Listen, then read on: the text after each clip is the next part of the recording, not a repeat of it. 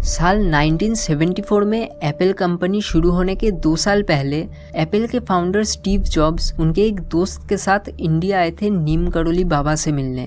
दरअसल Steve jobs काफ़ी समय से इंडिया आना चाहते थे हिंदुइज्म और इंडियन स्पिरिचुअलिटी को सीखने के लिए, और यहाँ आने के बाद उन्हें एक ऐसे बाबा के बारे में पता चला जिनके पास अनोखी शक्तियाँ हैं, जैसे कि एक ही समय पर एक से अधिक जगहों पे मौजूद होना, या फिर एक उंगली से छूकर किसी को भी एक ट्रांस स्टेट में भेज देना, जो स्वामी विवेकानंद के गुरु रामकृष्ण परमहंस ने स्वामी विवेकानंद के साथ किया था, जिसके बाद स्वामी विवेकानंद पूरी तरीके से एक अलग इंसान बन चुके थे।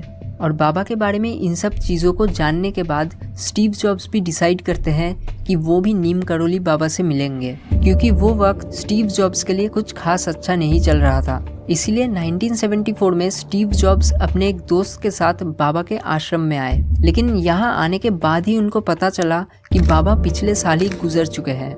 लेकिन ये सुनने के बावजूद भी उन्होंने डिसाइड किया कि वो वहाँ पर कुछ वक्त के लिए रहेंगे, और फिर उन्होंने काफ़ी समय तक वहाँ रहकर हिंदू धर्म के बारे में सीखा। और ठीक इसके 2 साल बाद स्टीव जॉब्स ने एप्पल कंपनी की शुरुआत की।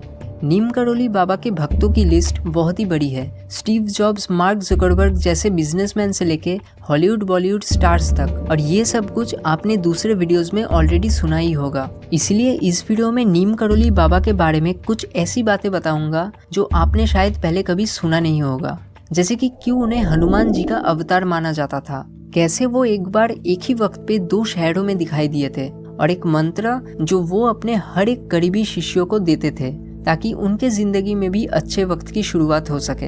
नीम करोली बाबा अपने शुरुआती दिनों में लगभग कई साल हनुमान जी की तपस्या किया करते थे, जिसके वजह से उन्हें हनुमान जी से कई सारे सिद्धियां प्राप्त हुई है। वो एक ऐसे बाबा थे जिनसे आप ना मिलके भी उनका आशीर्वाद प्राप्त कर सकते हैं। उनके भक्तों का ये कहना है कि जो लोग अपने अंदर उनसे एक डीप कनेक्शन बना लेते हैं, वो उन सब की मदद करते हैं। इस वीडियो में आप जानेंगे कि इन्होंने ऐसा क्या कर दिया था जिसके बाद से लोग इन्हें हनुमान जी का अवतार मानने लगे।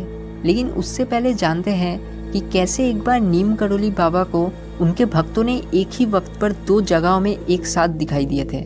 जैसे कि मैंने अपने सिद्धि वाले वीडियो में बताया था कि कई सालों तक कुछ स्पेसिफिक चीज़ों को लगातार करने पर आपके शरीर में कई सारे मैजिकल चेंजेस होना शुरू हो जाते हैं, जिसके बाद आपका शरीर कई सारे पावर्स डेवलप करना शुरू कर देता है, जिनको हम सिद्धि कहते हैं। और नीम करोली बाबा के पास भी ऐसा ही एक सिद्धि था कि वो एक ही समय पर एक से अधिक जगहों पे मौजूद हो सकते हैं। जैसे कि एक बार की बात है, जब कानपुर में एक नए हनुमान मंदिर का कंस्ट्रक्शन बस कंप्लीट ही हुआ था, तो उसके ऑफिशियल ओपनिंग सेरेमनी में बाबा जी को वहां पर बुलाया गया था। लेकिन क्योंकि बाबा उस वक्त इलाहाबाद में थे, इसलिए उन्होंने वहां जाने से मना कर दिया।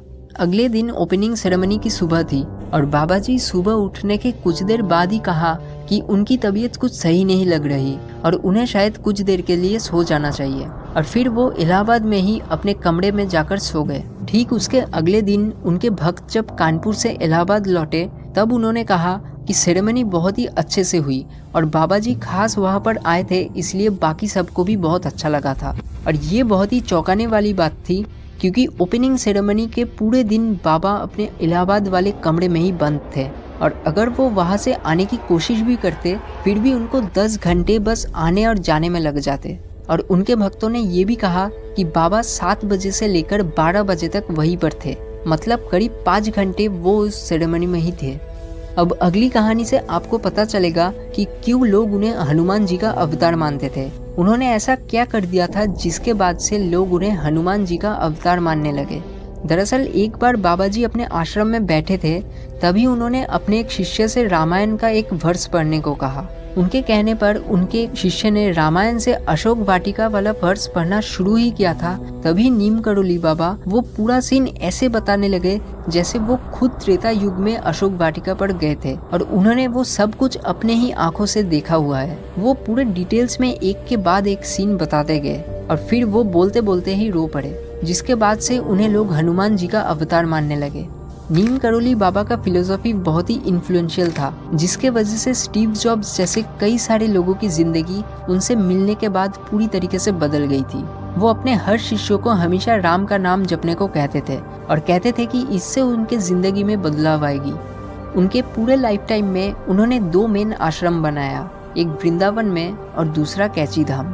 और 11 सितंबर 1973 में after experiencing a diabetic coma लगभग रात के 1 बजे के करीब उनका देहांत हो गया।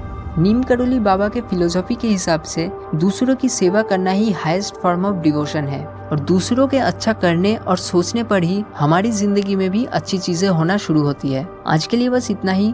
अगर वीडियो अच्छी लगी तो इसको लाइक और शेयर जरूर करना और ऐसे ही वीडियोस और देखने के लिए इस चैनल को सब्सक्राइब करना।